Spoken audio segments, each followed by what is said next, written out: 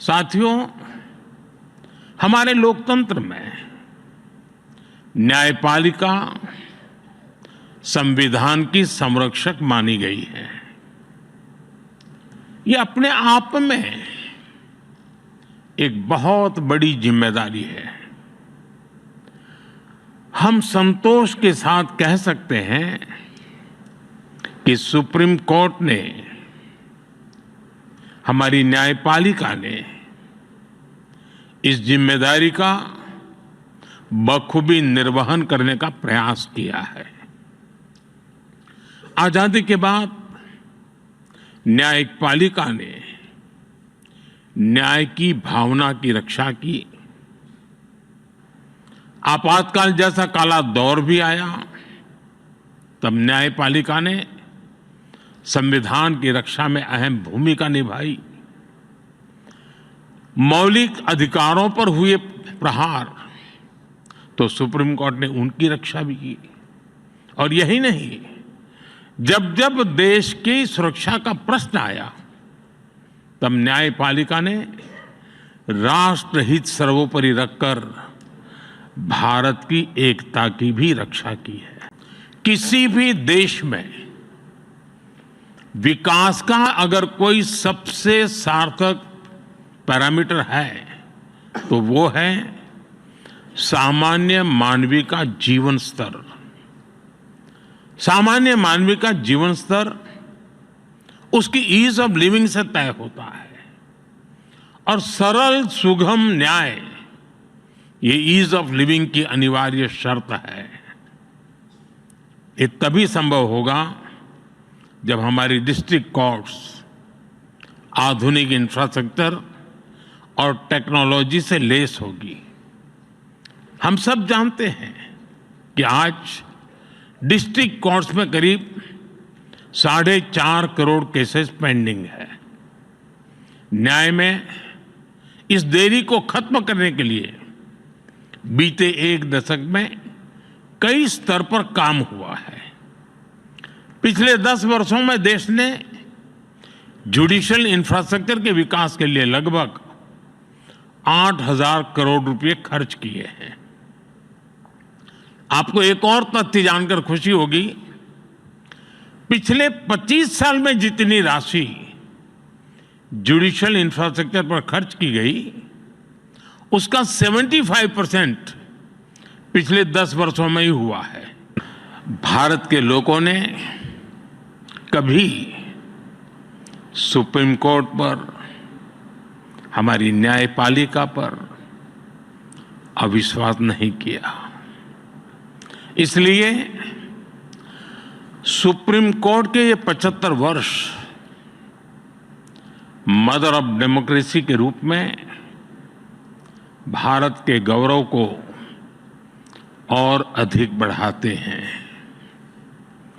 ये हमारे उस सांस्कृतिक उद्घोष को बल देते हैं जो कहता है,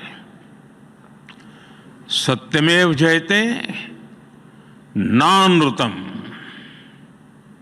इस समय देश अपनी के आजादी के 75 वर्ष पूरे करके संविधान की 75वीं वर्षगांठ मनाने जा रहा है। इसलिए इस अवसर में भी गर्व भी है, गौरव भी है और प्रेरणा भी है। मैं आप सभी न्यायविदों को और सभी देशवासियों को इस अवसर पर बहुत बहुत बधाई देता हूं। हम एक यूनिफाइड टेक्नोलॉजी प्लेटफॉर्म तैयार करने की दिशा में आगे बढ़ रहे हैं। इसके तहत artificial intelligence, optical character recognition जैसी उभरती हुई टेक्नोलॉजी का इस्तेमाल होगा। हम पेंडिंग केसेस का एनालिसिस कर सकेंगे, भविष्य के मुकदमों का भी अनुमान लगा सकेंगे। पुलिस, फॉरेंसिक, जेल और कोर्ट टेक्नोलॉजी इनको इंटीग्रेट भी करेगी और इनके काम को स्पीड अप भी करेगी। हम ऐसी न्याय व्यवस्था की ओर बढ़ रहे हैं जो पूरी तरह से फ्यूचर रेडी हो गई। साथियों, आप जानते हैं, बड़े बदलाव में इंफ्रास्ट्रक्चर और टेक्नोलॉजी के साथ ही नियमों, नीतियां और नीयत की भी भूमिका होती है।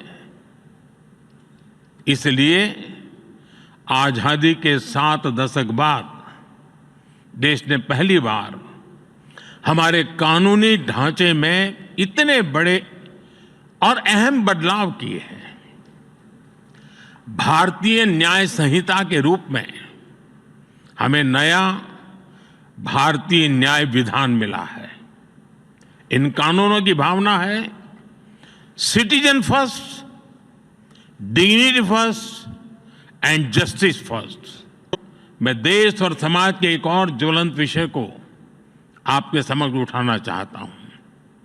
आज महिलाओं के खिलाफ अत्याचार, बच्चों की सुरक्षा समाज की एक गंभीर चिंता है।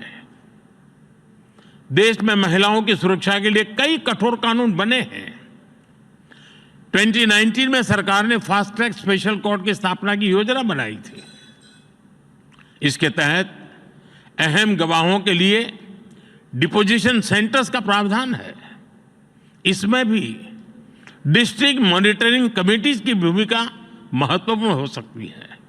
इस कमेटी में डिस्ट्रिक्ट जज, डीएम और एसपी भी शामिल होते हैं।